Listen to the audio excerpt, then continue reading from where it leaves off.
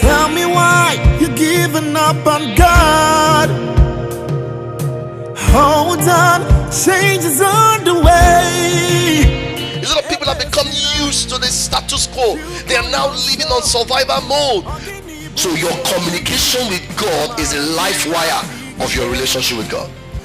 Daily as I live, often as I breathe, let my whole life be expressions of your grace. Everybody goes through most of the things that you're going through, but some will come out victoriously, while others will go through defeat. But I see you coming out victoriously in the name of Jesus Christ. Hallowed be your name. People will tell you how hard things are today, how difficult it is to break even.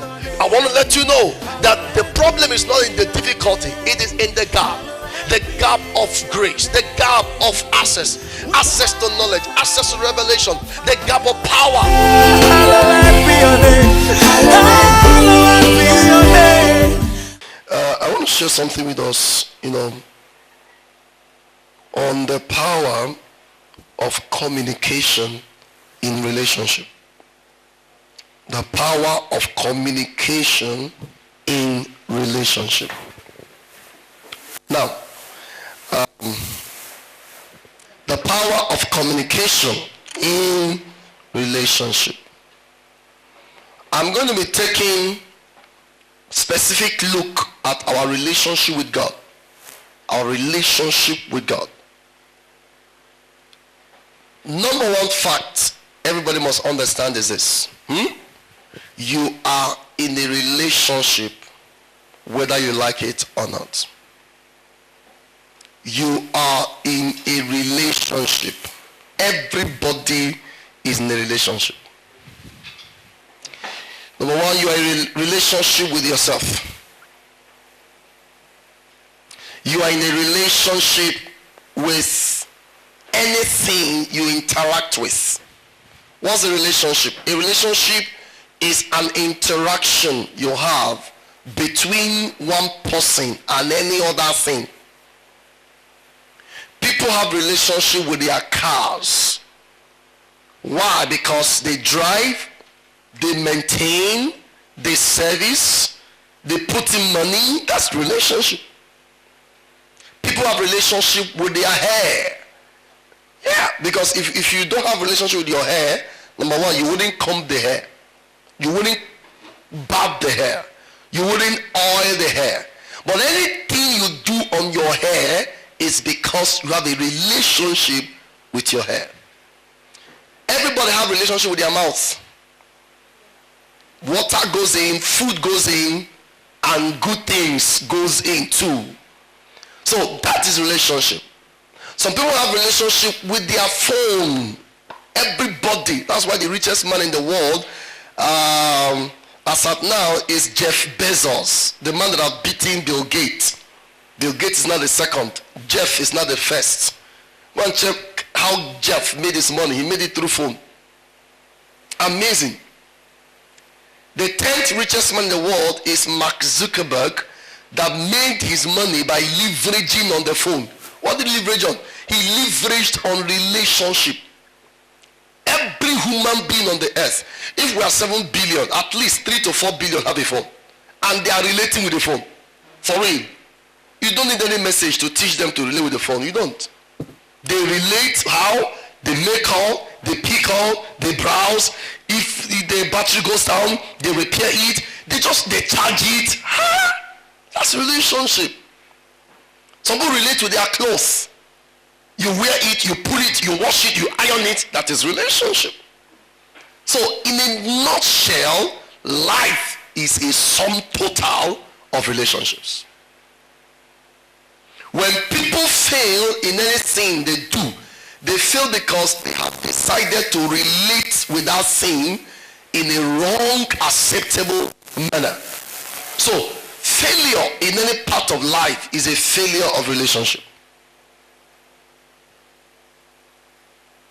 The irony is people relate with every other thing, but when it comes to relating with God, it becomes very difficult. Very difficult. But I want to simplify it briefly today because it's the key, it's a kernel, it's a core, it's a pivot, it's a central, it's the most important benchmark for every human being on the earth. Some people relate with their work like God. When I'm like God, G-O-D, small letter G. They don't joke with their job. They don't joke with their business. And the highest relationship that people relate with in the world, they relate with their money. Touch not my money and do my money no harm. People don't joke with this called money. The relationship with money is terrible. They can fight for it. Somebody can be shot because of it, just because of paper. People wake up in the morning in Lagos, in Texas, in New York. What are they going to do? Looking for this paper in different currencies. 5 a.m. they are up. 5 p.m., 8 p.m. they are back. The next morning they are out again. It could be passion. It could be an assignment. But bottom line is money. Because money makes the world go round. Without money, forget it. Nobody will go anywhere. Only few will go because of passion. So people relate with things. Now, but when it comes to relating with God, it becomes difficult. There are two most difficult relationships in this world. One, it is interhuman relationship. Two, it is interhuman-God relationship. Very difficult. The human-to-human interpersonal relationship is not a problem if we obey rules that guides relationship. Two people can be very good friends. Three can be very good, group, and they are doing well. So to speak, a husband and a wife that obeys the rules and regulations of relationship by the Bible, you live well, But when it comes to relating with God, that is when a lot of us are very far away from. And that is the most important relationship. Write this down. Your most important relationship is not relationship with things and all that things on the earth. It is your relationship with God. It's your relationship with God. Why do I say so? The reason number one is that all that relationships is dependent on your relationship with God. All that relationship you have is as a result of the fact that there was a relationship you had originally with God. If not, you wouldn't have been here. So what do you need to do? I want us to be smart in our thinking. God wants smart people, smart believers, smart guys, smart creatures. Look at what God made. God made everything: animals, cockroaches, ants, mosquitoes, elephants, baboons, bulldog, buffalo, shark, whale, millipede, centipede, decipede, and all that. So God created all the animals. Okay? Now, those animals don't have relationship with him. They don't. They have relationship with every other thing apart from God. So write this down. Anybody who lacks relationship with God lives like an animal. Anybody who does not have relationship with God, consistent relationship with God, lives animalistically. Because there is no difference between a non-relatable human being with God and a never to be relatable animal that God created. There is no difference. Not at all. Not at all. The worst tragedy is not to be a person that cannot relate with God. That's not the worst tragedy. The worst tragedy is to be a person who can relate with God and yet not relating with God. That's the worst tragedy. I'll take it again. The worst tragedy is not to be able, not to be an animal, quote unquote now, as a metaphor. But the worst tragedy is to be a human being that is born again, but yet we are not taking advantage of relating with God. That's the worst tragedy. I'll put it conversely. The worst tragedy is not a poor man. That's not the worst tragedy. Not a man without money. The worst tragedy is a man who is loaded with cash and did not know he has money and couldn't spend it. That's the most painful part of it. He has money. He's loaded, but he couldn't spend the money because he didn't know he had the money, and he was too stupid and unwise to understand that money you have is for spending or investing. He didn't understand that. So we need to start becoming smart. I'll put it this one again. The greatest treasure of the enemy from the life of any human being on earth is to capture your relationship with God. That's his greatest treasure. The greatest asset Satan lost was relationship with God. The greatest asset. When he was in heaven, he was there, cool, close. He was a music minister. His name was Lucifer. His name wasn't Satan. His name changed when his character changed. His name changed. In fact, his nature changed when his relationship with God was lost. So Lucifer was a believer, but when he stopped relating with God, he became a Satan. That's where the word Satan came from. The word Satan means an opposer. So that's why if you see people opposing the work of God, they were once Christians, but they have changed because they lost favor with God. So they start fighting what they were supporting before. That's how it works. So the devil, who was very close to God, enjoyed the glory. Now when God and the angels and everybody gathered for meeting, he came as an invited, not even invited. He came on his own, uninvited. He was a stranger to God's presence. He lost the relationship with God. If you are going to take the relationship you have with God seriously, because you live with everything. I'm relating with microphone. The next few minutes I'll drop it, someone will come and relate again microphone. It's relationship. See, I'm holding microphone. Some of you hold your phone like this for 1 hour, 2 hours, relating. Some people go to the salon, sit there with their hair, relating. That's nothing wrong with that. It's fantastic because it makes you beautiful, makes you look handsome. But once your relationship with all that things begin to kill, shrink, destroy, divert, deviate, diminish, retrogress your relationship with God, then you're losing it. You're losing it. You're not smart. You are not. That's why in church, once you get born again, the next thing is to reconstruct your thinking. Yes, that's what Jesus starts doing. That's why he was teaching people, talking to the disciples, just to change their paradigm. At a point in time, he did one miracle somewhere and blessed people. Then later, he now said, bros, everybody listen to this. He said, be careful, beware of the leading of the Pharisees and the Sadducees. Did you understand? The Bible said they thought he was talking about bread because they ate bread some days ago. They still have this wrong paradigm. That's why if your brain does not change, nothing will change. A man can be in church for 200 years. Until your brain changes, nothing will change. People will come to church and they see everything wrong and nothing right. It's a brain problem. And unfortunately, there's no psychiatric hospital that heals spiritual brains for people. There's none except the church. So your relationship with God is priority for you. Let me hit the nail on the head. What do you do to enhance that relationship? What do you do to enhance it? The only thing you must do, which is key, is communication. Communication. Communication. And when I say communication, I'm talking about all forms of communication with God. All forms. All forms.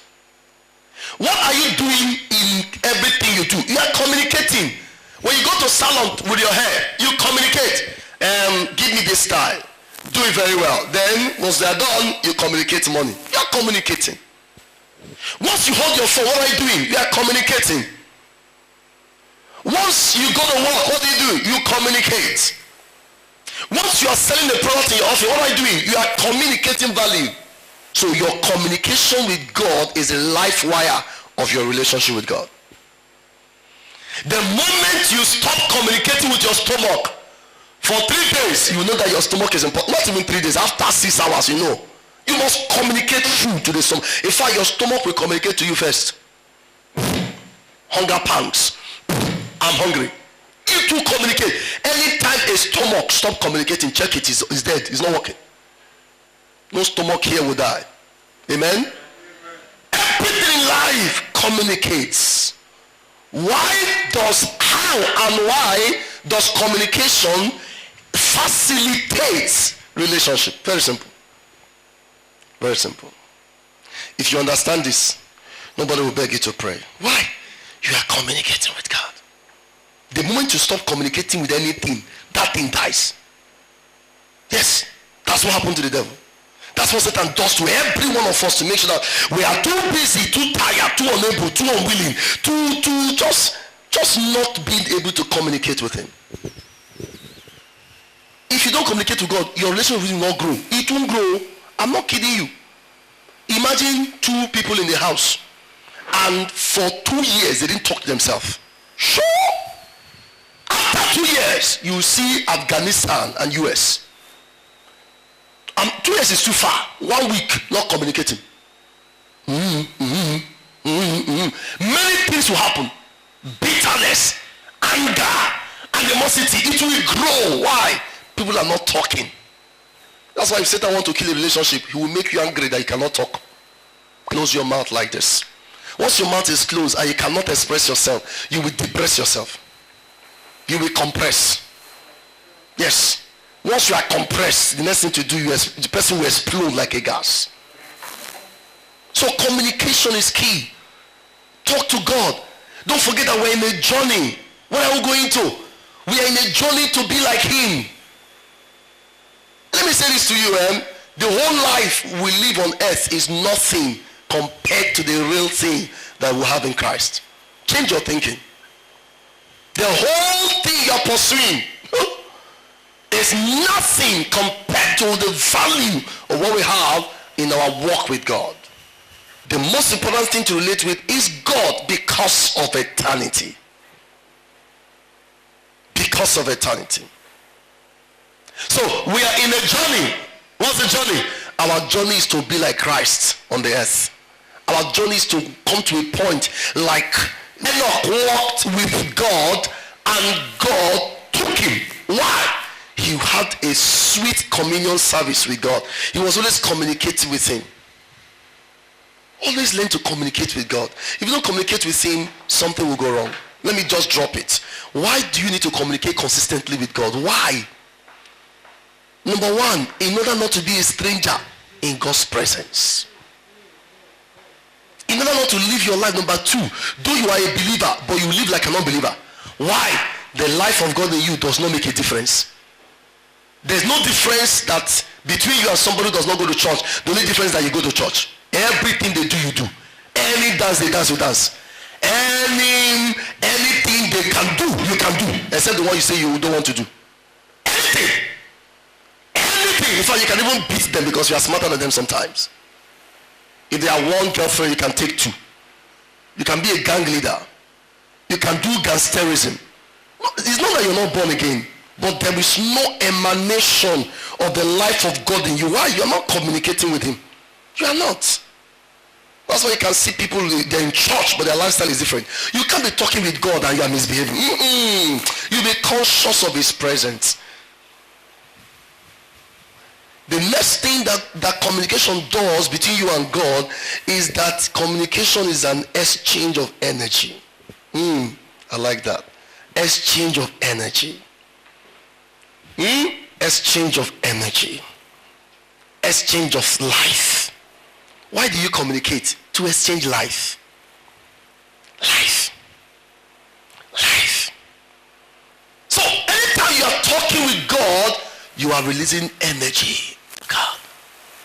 Because communication, as I'm talking now, I'm releasing sound energy. I'm releasing ideological energy. I'm releasing revelational energy to you. So when energy flows from me to you, it flows from you back to God. And when it goes up, God brings it down. Some of them will bring to me as a man of God to tell me what he wants to do for you. Some of them he will return back to you. That's a three-way communication, flow of energy. That's why anytime you pray, you are strong. The day you don't pray, you are weak. I'm not kidding you. This is what I know. This is what I know. And I've told you, as a man of God, I must pray daily. I must talk to him daily. It's a must. Because you can't build your life on an assumption or what people, I've heard people say, I heard somebody say, according to the person, I don't need to talk to God daily. Anytime I feel like I talk to him, it's wrong. It's wrong. As I finished talking with him, I'm strong. I spoke with him this morning. Yesterday I talked with him. The other day I spoke with him. Now any day I don't talk with him, the devil talks to me. I'm not kidding you, because we're in a battle. But when I finish talking with him, I sleep and the Holy Ghost will be giving me things, telling me things, we'll be discussing. That is flow of energy. Write this down. Communication is incomplete if it's one way. That's one of the problems we have as Christians. Will you come to church? My Father, in the name of Jesus, I bless you, I glorify you. Every power worker is good. You are transferring energy to the Lord. Let me drop this before I conclude on that. When you pray, you release energy to heaven. When the agents of Satan are praying and fasting, they release energy. What does prayer do? Prayer empowers spirits. Prayer is a sacrifice. That's why anytime you sacrifice anything to a spirit, the spirit becomes strong. When you don't sacrifice your spirit, the spirit becomes weak. So when you pray, you empower. That's why believers' prayer is the most dangerous atomic element in the realm of the spirit, because it releases power. It gives Jehovah, it empowers heaven to come to the earth, to devastate the earth. Hallelujah. That is what it does. So prayer is exchange of, but see what we do. We exchange energy by talking to God, but we don't listen to God. That is why we talk, but we are not strong. When you communicate and you don't hear from the one you are communicating to, energy is not complete. Because God wants to communicate his power. It's a supernatural leverage. It's a machine. That's what the Bible says. We know not what we ought to pray, but the Spirit helpeth our infirmity, to pray with groanings that can't be uttered by words. I love to pray. Prayer is a place where you go, you download. Not in arithmetic progression, in geometric progression. You give little, but you collect power, you collect glory, you collect solution. Don't take it for granted. Some people don't leave their house until they go to the altar. So when you talk to God, finally, hear from God. How? 2 ways. 3 ways. 1, read the Bible. God talks to you. He transfers energy when you read. Don't leave the word of God alone. He's communicating to you. Number 2, when you hear the word of God in church, pick what God is telling you. Don't pick message. Message is good to learn, to acquire wisdom and knowledge.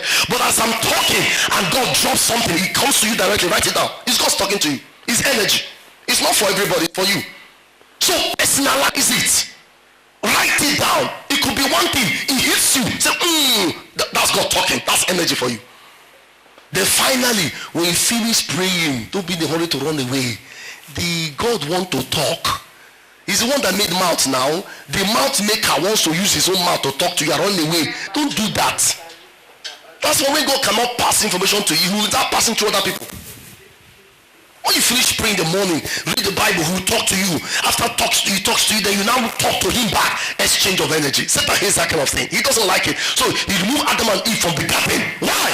There was an exchange. So when God came in the evening for exchange, there was nobody to exchange from. I pray that God will give us wisdom. It's a relationship. Grow it on your own. And you know what? As you keep listening to God like this, you'll be very close to him. The least you need is 1 hour in a day. If you don't talk to God 1 hour per day, you will not be able to grow. You won't. Relationship will be very, very, very low. 1 hour is what you need. Look for it. If you don't have 1 hour, break it into 2. 30 minutes somewhere, 30 minutes somewhere. For every preacher and every leader in church, you need 2 hours, 40 minutes prayer. That is a tithe of 1 day. You must create it. You must make this communication with God a critical part of your day. What's a critical part? The part with the most longest duration. The part with the highest quality of service. in your whole 24 hours, just look at it and go to somewhere and remove 1 hour and say, touch not this hour, do it no harm. I'm not kidding you. The other 23, fly, do whatever you want to do, enjoy, sleep, go to lecture. But that 1 hour, touch it not. But can I say this? The moment you pick 1 hour out of your 24 hours, all the demons in the world will appear in that 1 hour. They will appear. The highest sleep will change gear in that 1 hour. This is real life thing. You become tired that time. You become busy. Somebody will ring your phone that time. Why didn't they call you in the other 23? Why? That 1 hour solidifies the other 23. I mean, that's how it works. And make it daily. You'll be growing. You'll be growing. You'll be growing. That's how it works. Even though you may be having certain challenges, they'll be dropping out. They'll be removing. You see them naturally going. You see yourself stopping some attitudes, some behaviors. God will be pointing them to you. It will be easier for you. But if you are not communicating with him and you want to do some things on your own, you will try, you fall. You will try, you fall. It's not your fault. Why?